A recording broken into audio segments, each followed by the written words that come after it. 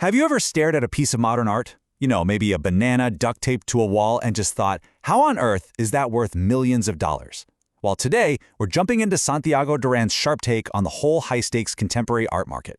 It's a world where, honestly, the price tag has way less to do with the art itself and a whole lot more to do with money. Okay, let's get into it.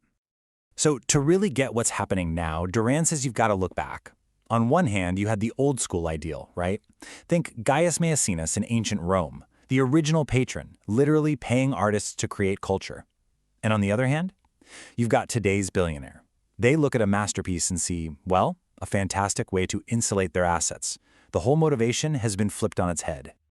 And that right there is the heart of Duran's entire argument. The name of the game isn't beauty anymore. It's asset insulation.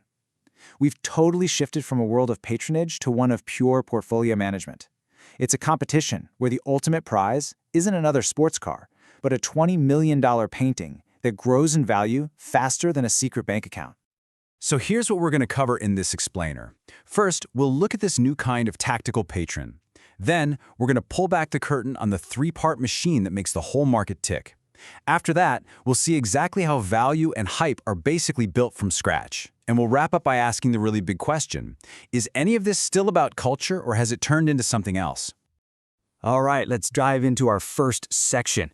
We're talking about how the art patron went from this noble idealist to a super savvy tactician. Yeah, forget about a cultural legacy that lasts for centuries. Today's patrons are thinking about one thing: return on investment. It's all a calculated financial move. Even when they do something that looks charitable, like donating a huge art collection for everyone to see, there's almost always a financial angle that's just as big, if not bigger. And this slide just lays out the playbook perfectly. It's the donate to deduct strategy. I mean, look at Carlos Slim's massive Rodin collection. Sure, it was donated for the people, but it was also an absolutely brilliant tax move. Art becomes this incredible financial tool.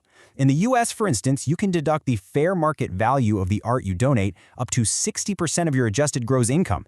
It's completely legal and a really powerful financial loophole. But here's the thing. The billionaires aren't operating in a vacuum. Duran shows that there's this incredibly well-oiled machine working behind the scenes, and all the key players know exactly what game they're playing. Let's break down how it works. And it really just boils down to these three parts, these three essential cogs. First, you take the artist and turn them into a brand. Next up, the gallery steps in to create the story, the myth, the hype around that brand. And finally, the auction house solidifies it all, making the brand's value official. Every single piece is absolutely crucial to making the whole thing work. So now for the fun part. Let's see how this machine actually manufactures value. We're going to take apart each one of those cogs and see how they can turn something as simple as, a banana on a wall into a multi-million-dollar asset. First up, the artist. You can just throw that old romantic image of the starving artist out the window. Today's top artists, they're basically CEOs. Think of someone like Damien Hirst. He famously had assistants create a lot of his famous spot paintings. He was operating more like a factory foreman than a lonely painter. The artist's name is the brand, and the art itself is the product. And this slide is just the perfect example of the power of hype. Maurizio Cattelan tapes a banana to a wall, calls it art, and it sells for millions. Why? It's a masterclass in what Duran calls FOMO economics, the fear of missing out. The value was never in the banana, of course. It was in the hype, the nerve of it all, and the exclusivity of owning a piece of that wild story. And then you've got Banksy, right? The supposed anti-capitalist rebel. So when his painting shredded itself at a Sotheby's auction, was that a real protest? Or, as Duran calls it, was it just some marketing black magic? Because here's the kicker. The stunt literally doubled the artwork's value overnight. It just goes to show you, in this market, even trying to rebel against the system just becomes another way to make an asset worth more. So what do you even call this kind of art? Well, the critic Antonio Garcia Villarán came up with a perfect term for it: Hamparte. It's basically pseudo-art. It gets its value not from talent or skill, but purely from the hype, the story, and who's selling it. It's such a key idea to get your head around. It's not about what it is, it's about what people say it is. And that brings us to the second cog, the gallery. A gallery is so much more than just a room with paintings on the wall. Think of it as a value-altering chamber. This is where the myth-making really happens. A good dealer can take a totally unknown artist, give them a show, And just by whispering the right stories to the right collectors, they can turn a $10,000 painting into a $100,000 asset. They create scarcity, urgency, and that all-important cultural buzz. And finally, we get to the Kingmakers, the big auction houses like Christie's and Sotheby's. This is the main event.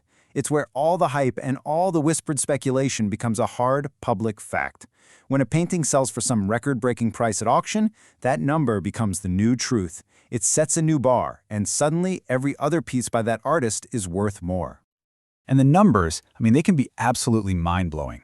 In 2021, this Basquiat painting sold for over $93 million. That one number is the grand finale of the entire machine we've just been talking about. It's the artist's brand, the gallery's story, and the auction house's big stamp of approval, all exploding in one moment. So you have to ask why? Why $93 million? This slide really gets to the heart of it. Of course it's art, but it's also a fantastic place to park a huge amount of money. It's the ultimate status symbol, the ultimate bragging right. And maybe most importantly, the art market is largely unregulated and not very transparent, which makes it this perfect financial loophole where emotion and money can mix. And that leads us to our final section, because when you see how this whole machine really works, less like a cultural project and more like a financial engine, you kind of have to take a step back and ask a much bigger and maybe a more troubling question. This quote from Duran's work just nails it perfectly. The top tier of the contemporary art world, it's not really about making art for the people. It's an asset class for the super rich. It's a hedge fund wearing an artist's smock. It's capitalism pretending to be edgy. And that's the real secret, isn't it? The product they're selling isn't the actual object. It's the story that comes with it. As Duran says, these people are like alchemists of aura, just whispering value into things. They don't sell beauty, they sell a narrative. And in a world where we have so much stuff, a powerful story is the most valuable thing you can own. And so we're going to leave you with this last, really provocative idea. The issue isn't that rich people buy art, they've always done that. The issue is the monopoly. When such a tiny, tiny fraction of the world owns almost all of the art that we're told matters, and they use it mostly as a financial tool, has it stopped being our shared culture, and has it become what Duran calls a complot, a private game just for the wealthy? It's a heavy question, and a good one to think about.